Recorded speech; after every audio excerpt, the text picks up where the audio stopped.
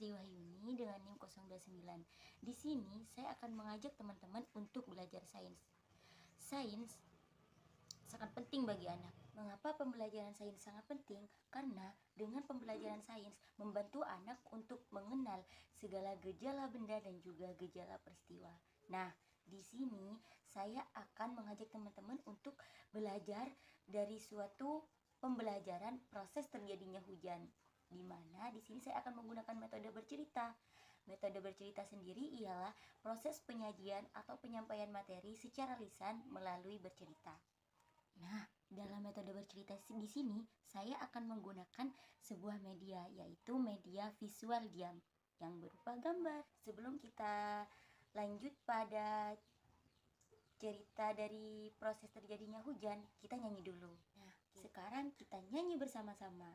1, 2, 3. Ayo kawan, kita belajar tentang terjadinya hujan. Matahari bersinar, menyinari bumi juga perairan. Panas air menjadi uap, uap menggumpal menjadi awan. Dari awan turunlah hujan. Dari awan turunlah hujan.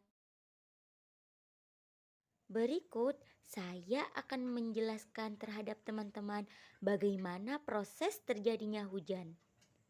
Ketika siang hari, di langit pastinya ada matahari dan juga awan. Matahari yang bersinar begitu cerah akan menyinari seluruh bumi, termasuk lautan dan juga danau dan seluruh sumber mata air di bumi. Saat matahari menyinari laut dan juga danau, air laut dan juga air danau dan seluruh air di permukaan bumi akan mengalami panas. Seperti halnya saat ibu memasak air. Air yang dipanaskan pastinya akan panas, bukan teman-teman? Panasnya terik matahari akan menghasilkan sebuah uap teman-teman. Seperti ini. Laut, danau, dan seluruh sumber air yang ada di bumi akan menghasilkan uap akibat dari panas terik matahari. Seperti halnya saat ibu kita memasak, teman-teman. Coba nanti perhatikan. Saat ibu memasak, ketika air sudah panas, akan menghasilkan sebuah uap yang mendidih dan menjadi partikel-partikel kecil seperti tetesan air. Nah, sama juga saat lautan, danau, dan seluruh air yang ada di permukaan bumi terpanaskan oleh panas terik matahari.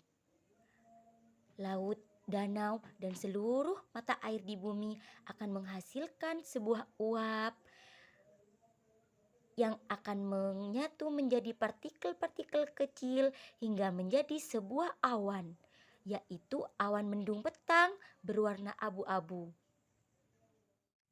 Awan atau mendung petang yang sudah menampung banyak partikel-partikel air akan menumpahkan air-air tersebut ke bumi, jatuh pada pepohonan, pada perumahan, dan juga rerumputan yang disebut dengan hujan.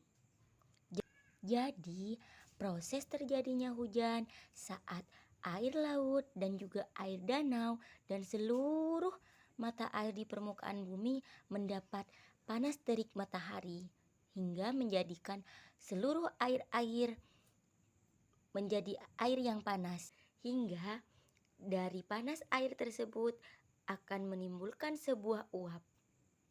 Uap akan mengumpul ke atas hingga membentuk sebuah awan yang amat petang. Dari semula awan yang berwarna putih, karena adanya kumpulan partikel-partikel atau uap tadi hingga menjadikan awan tersebut menjadi mendung yang sangat petang.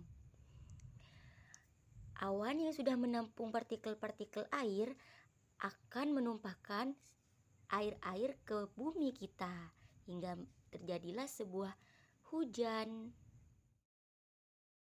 Nah, Perlu teman-teman ketahui bahwasannya hujan merupakan nikmat dan juga berkat dari Allah Subhanahu wa taala. Jadi, turunnya hujan merupakan rizki yang Allah turunkan terhadap kita. Dengan hujan kita akan merasakan sejuk dan pepohonan juga tumbuh-tumbuhan akan ikut merasakan nikmatnya.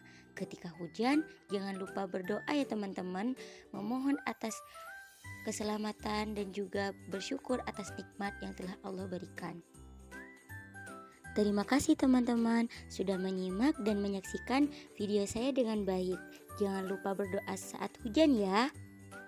Semoga bermanfaat.